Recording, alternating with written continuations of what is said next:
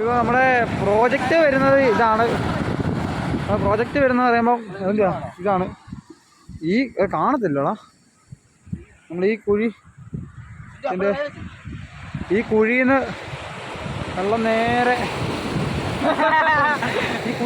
നേരെ വന്നിട്ട് തന്നെ ഈ ഇതിലോട്ട് നിറയും. ഇത് ഈ കുഴി അത് കേട്ട് അല്ല കട്ടണ്ട, ഈ മേൽഭാഗം കളഞ്ഞാൽ മതി. ഇതുണ്ട് ഇതിൻ്റെ പനിയെന്ന് പറയുമ്പം ഇവിടെ സോളാറിൻ്റെ പണിയാണ്.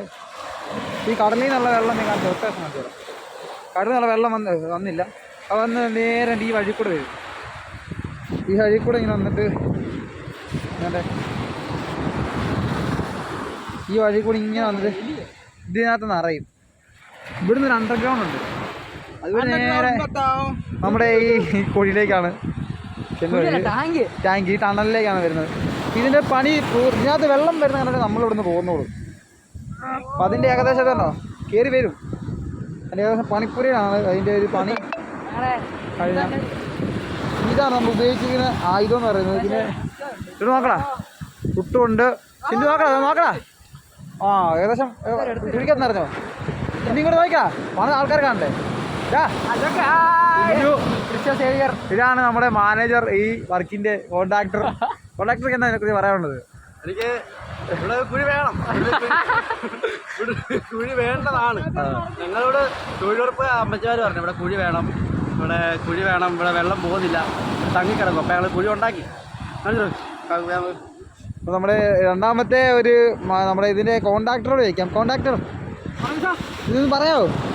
നമ്മൾ 24 വരുന്നത്. ഇതിനെക്കുറിച്ച് എന്താണ് അഭിപ്രായം? ഇങ്ങനെ നോക്കി പറയൂ കോൺട്രാക്ടർ. ഇതിൻ്റെ ഒരു എന്താ ഇതിൻ്റെ ആശയം എന്താണ്? ഈ ഇതിൻ്റെ പഞ്ചായത്തിന് ലോൺ എടുത്ത് നടപടി എടുത്തു, പക്ഷെ അവർക്കൊന്നും ലോൺ തന്നില്ല. അപ്പൊ ഈ പാവം മറ്റു തൊഴിലുറപ്പിലെ അമ്മച്ചിമാര് പറഞ്ഞു, മക്കളെ നിങ്ങൾ തൊട്ടിട്ടാണ്. അപ്പൊ നമ്മുടെ അമ്മമാരല്ലേ അവര് ആലപ്പുഴന്ന് കോട്ടയത്ത് വന്ന് ആലപ്പുഴയല്ലോ. അപ്പം മാനേജറിന് പറയുന്നത്, കോൺട്രാക്ടർ പറഞ്ഞ ഇതാണ്. അപ്പം നമുക്ക് ഇതിന്റെ സിവിൽ എഞ്ചിനീയർ ചോദിക്കാം.